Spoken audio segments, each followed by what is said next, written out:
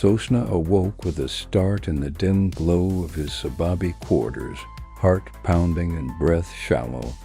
He reached for his glasses, which had slipped halfway down his snout, and as he adjusted them, dread pooled in his gut. His reflection in the obsidian wall confirmed it, not the green-scaled, humanoid shirken guise he'd worn to bed, but the sinuous, snake-like form of a Shashan. His segmented Aecist scales shimmered faintly in the low light. Panic clawed at him. Waking in the wrong form was a death sentence on Slushy. Sababi was crawling with neural-linked drones and informants.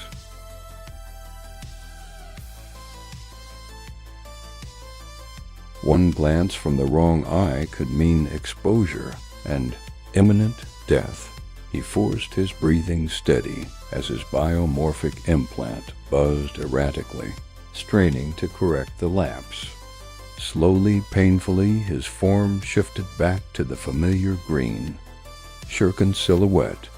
His claws trembled as the implant stabilized, beads of sweat slipping down his brow. The mission was tearing at him.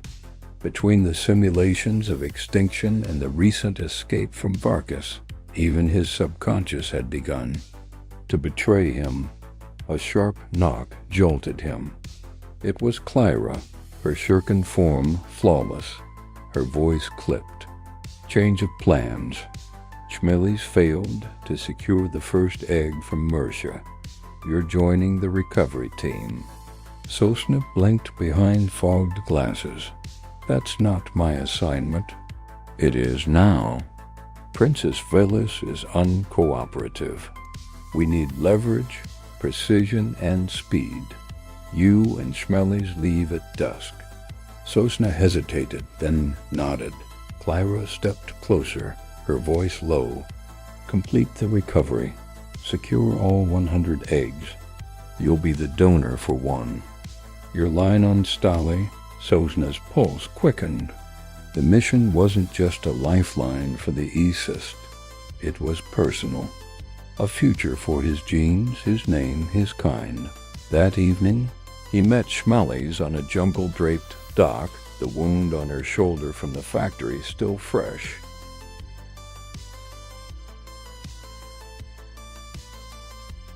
A jagged scar glinted against her scales, exposed briefly before she cloaked it beneath her gear. Her eyes flicked to his glasses. Sleep all right? He managed a weak grin. Dreamt I woke up extinct. She didn't smile. Not far off. Let's move. They'd boarded a stealth-skinned smuggler skiff, disguised as a Zereth trade vessel. The journey across Slushy's dark seas was turbulent.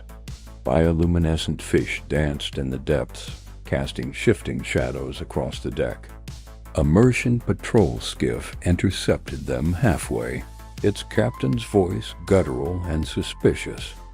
Schmellies fielded the questions with perfect shirken precision.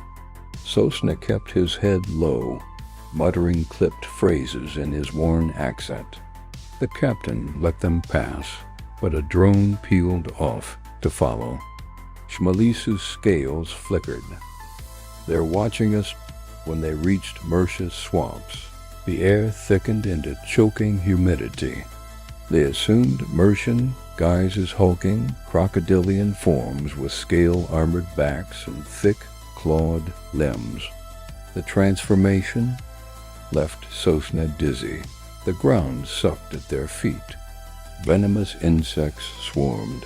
Midway through a sunken trail, Sosna slipped into a bog. The quicksand clutched at him, pulling him under. Schmelly seized his arm, heaving with all her strength. Don't quit now, glass eyes, she growled. Says the one still bleeding, he gasped, coughing out swamp water. They pressed on. Velis's stronghold soon loomed, a spire of mud brick and algae-cloaked coral rising from a reed-ringed islet.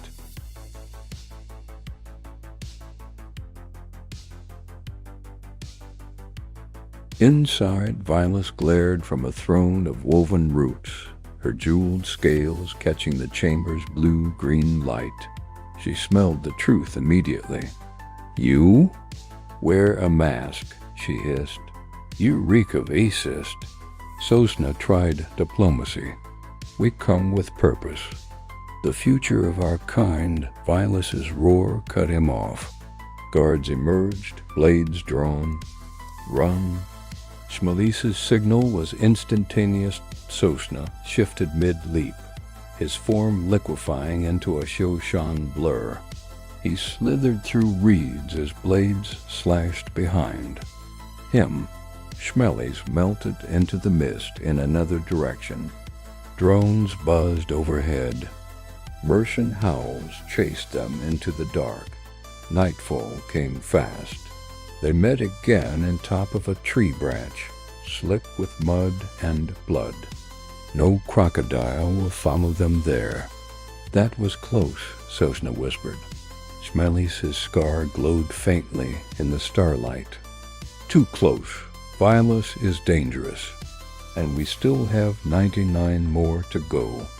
Sosna adjusted his glasses, cracked from the escape. "We'll get them. We have to." Outside, the swamp hissed, and distant footsteps crunched in the mud. The hunt had only just begun.